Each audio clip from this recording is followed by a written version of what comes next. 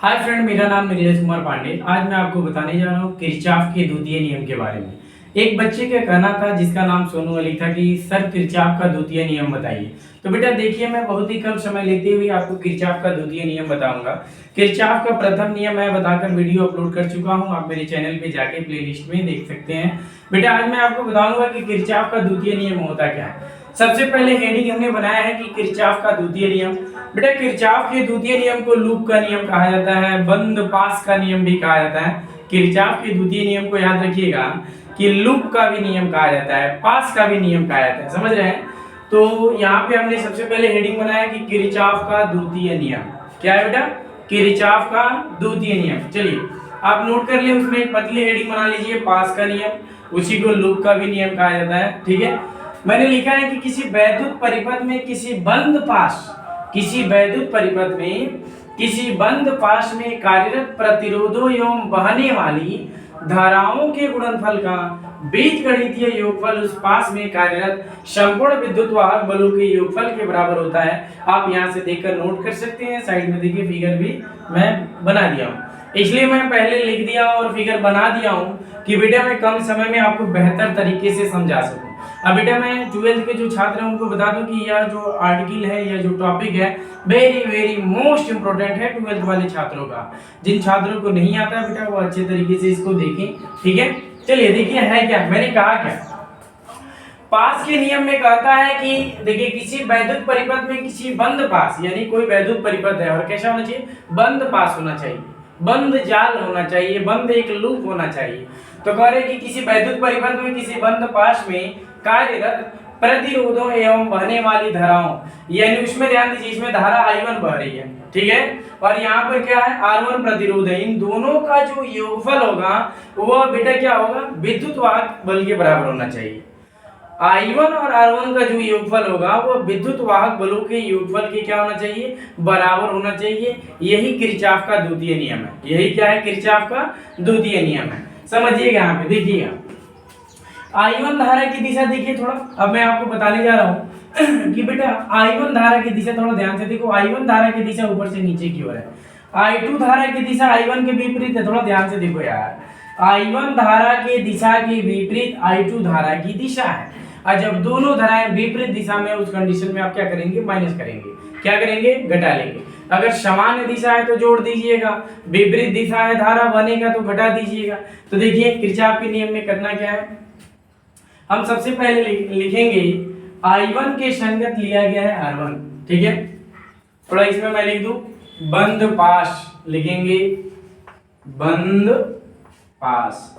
क्या बेटा जी? बंद पास। देखकर बताइए बंद पास क्या है? ए है, बी है, सी है, ए है, बी है, डी है, सी है। लिखिए बंद पास। आपको लिखना है बंद पास ए बी डी सी में। चलिए अब इस बंद पास में आप किरचॉफ के नियम को लागू करेंगे।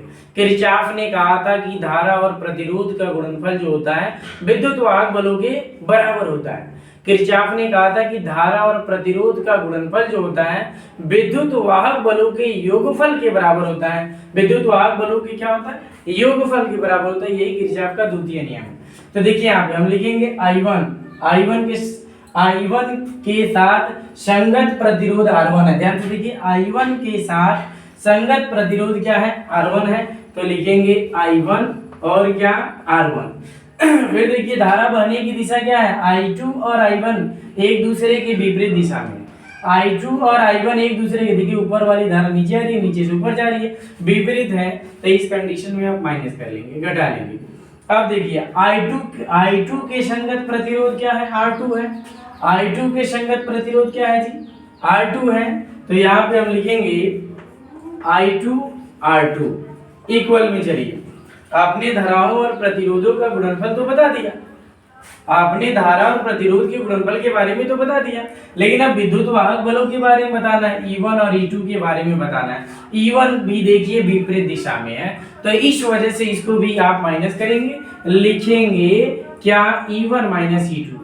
आपको लिखना है E1 minus E2, E1 minus E2। समझ में आया है? सबसे पहले मैंने क्या किया है, ध्यान दीजिएगा, हमने I1 के साथ R1 लिया, I1 धारा के संगत प्रतिरोध R1 है, तो वहां पे मैंने लिखा I1 R2, sorry I1 R1 लिखा। I1 धारा के संगत प्रतिरोध क्या है? R1 है, तो बेटा हमने यहाँ पे लिखा क्या? I1 R1। ठीक, विपरीत दिशा में धारा बह रही है इसलिए हमने माइनस कर दिया। उसके बाद I2 धारा के संगत प्रतिरोध R2 है, तो हमने यहाँ पर क्या कर दिया बेटा? I2 R2 ले लिया। ठीक, अब उसके बाद हमने विद्युत वाहक बलों के बारे में यहाँ पे चर्चा किया है। E1 माइनस E2 कर दिया, क्योंकि यह भी विपरीत है इसलिए E1 माइनस E2 कर दिया।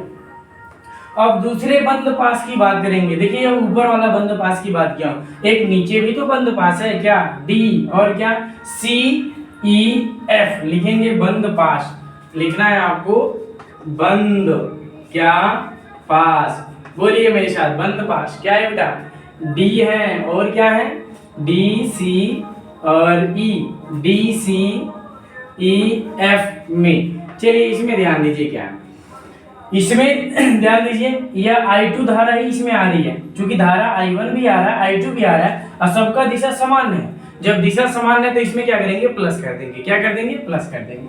तो इसमें देखिए I2 धारा आ रही है, तो सबसे पहले I2 के संगत आप क्या लेंगे? प्रतिरोध R1 लेंगे, तो आप लेंगे बेटा इसमें I2 R2। हमने ध्यान दीजिए यहाँ पे इस पास की बात कर रहा हूँ, नीचे वाले पास की बात कर रहा हूँ, DCEF की बात कर रहा हूँ। तो हमने पहले लिया I2 के संगत क्या ले लिया? R2 ले लिया, तो यहाँ पे लिखा I2 R2। अब देखिए धारा की दिशा सेम है, धारा की दिशा देख रहे हैं सेम है, इसलिए हम क्या करेंगे? इसको प्लस कर देंगे। अब दूसरा क्या लेंगे? I1 R2, इसके साथ क्या लेंगे? R3 ले लेंगे, लिखेंगे I1 प्लस R2 और इसके साथ I1 प्लस, सॉरी बेटा, हम धारा क्या लेंगे? I1 प्लस I2 लेंगे बेटा, I1 प्लस I2 और इनटू में प्रतिरोध क्या है? R3। यह सब किसके बराबर होंगे? E2 के बराबर होंगे। किसके बराबर होंगे? E2 के बराबर होंगे। बस यही हमें दिखाना था।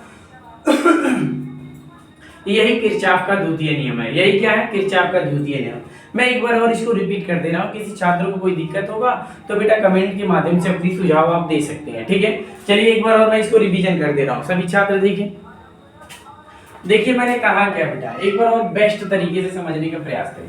बहुत ही आसान है बेटा, कहीं कोई दिक्कत नहीं होगा, बहुत ही इजी है। क्या है बेटा? बहुत ही आसान है, बहुत ही इजी है। देखिए इसमें है क्या बेटा, सबसे पहले तो आपको हेडिंग बनाना था किरचॉफ का नियम। क्या हेडिंग बनाते? किरचॉफ का नियम। उसमें मैं आपको बता दूं किरचॉफ के द्वितीय नियम को, पहले हेडिंग आपको बनाना था किरचॉफ का द्वितीय नियम। तो किरचॉफ के द्वितीय नियम को पास का नियम कहते हैं, किरचॉफ के द्वितीय नियम को लूप का नियम कहते हैं, किरचॉफ के द्वितीय नियम को बंद जाल कहते हैं। क्या कहते हैं? बंद जाल कहते हैं।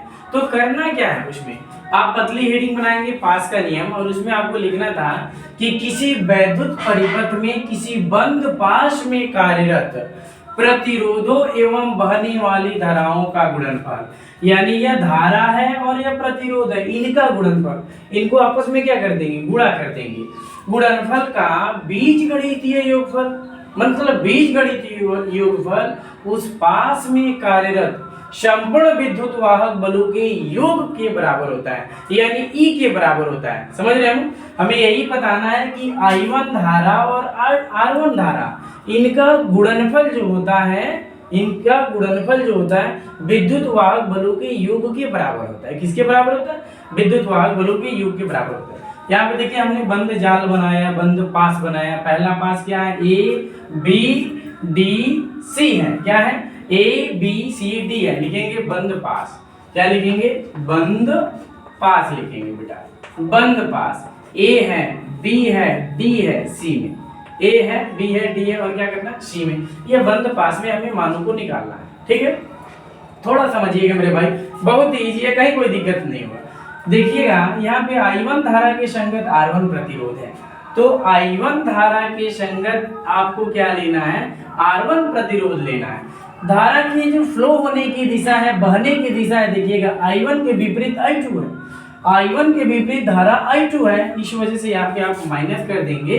और अब I2 धारा के संगत आपको R2 लेना है। I2 धारा के संगत क्या लेना है? R2 लेना है, तो लिखेंगे क्या? I2 R2। यह तो हो गया धारा और प्रतिरोधों के बारे में आपने बताया।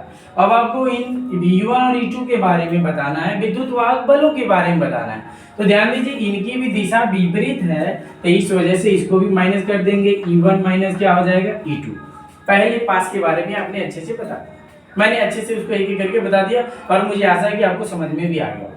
बेटा अब दूसरे पास की बात करेंगे। दूसरा क्या है, D है, C है और क्या है, E है, F है। लिखेंगे बंद पाश। क्या लिखेंगे जी, बंद पाश। बेटा बंद पाश, बंद पाश बोलो क्या है, D है, C है, E है, F में। चलो इस बंद पाश में आगे बढ़ो एक एक करके। ध्यान से देखना इस बंद पाश में क्या क्या है। I2 धारा बह रही है, देख लो ऊपर से I1 भी आ रही है और I2 भी आ रही है, तो यहाँ पे ये दोनों मिल जाएंगी धारा, ये दोनों धाराएं फ्लो हो रही है, बह रही है, तो I1 प्लस I2 हो गया और इसके प्रतिरोध को R3 मैंने मान लिया, ठीक है। तो I2 धारा की संगत पहले आप R2 लेंगे, इसी बंद पास में तो यह है, तो I2 धारा की संगत आप R2 लेंगे, तो लिखेंगे I2 इंटू में R2। अब ध्यान दीजिए धारा जो है बहने की दिशा है सेम है, ये धारा की दिशा देखिए सेम, ऊपर से ऐसे चली गई, सेम आ रही है, देखिए सेम आ रही है, तो इस कंडीशन में आप क्या करेंगे, प्लस करेंगे। दूसरी धारा यहाँ पर नीचे क्या है जी, ये दूसरा जो धारा है I1 प्लस क्या है, I2 है, I1 प्लस I2 है, और कि इसके संगत धारा, इसके संगत प्रतिरोध क्या है, R3 है, संगत प्रतिरोध R3 है, और इक्वल में दिखा देना है क्या बेटा, E2 दिखा देना है, माने E2 ये विद्युत वाहक बल है, इसमें एक ही विद्युत वाहक बल है, देखिए E2 है। यही हमें दिखाना था कि यह किरचॉफ का द्वितीय नियम था। बेटा मैं आप सभी छात्रों से कहूंगा कि एक बार इसका स्क्रीनशॉट ले लें। अगर आपको बेहतर समझ में आ रहा है तो कमेंट के माध्यम से आप सुझाव दें, कहीं कोई दिक्कत है, मेरे साउंड में भी अगर कोई समस्या हो रही है, आपको समझ में नहीं आ रहा है, लिखआउट में कोई दिक्कत हो रही है, तो आप कमेंट के माध्यम से सुझाव दें, जिससे मैं भली बात ही और बेस्ट आगे वीडियो बना के अपलोड करूँ और आप लोग के लिए फायदेमंद होगा। मैं फिर इस बात को रिपीट करूंगा, अगर मेरे चैनल पे आप देख रहे हैं तो मेरे चैनल को सब्सक्राइब करें, कमेंट करें, लाइक करें, अपने मित्रों तक अधिक से अधिक शेयर करें। बेटा अगर पेज पे फेसबुक पेज पर दिख रहे हैं बेटा तो उसको फॉलो करें और अधिक से अधिक शेयर करें। चलिए फिर मिलेंगे हम लोग नेक्स्ट वीडियो में, ठीक है।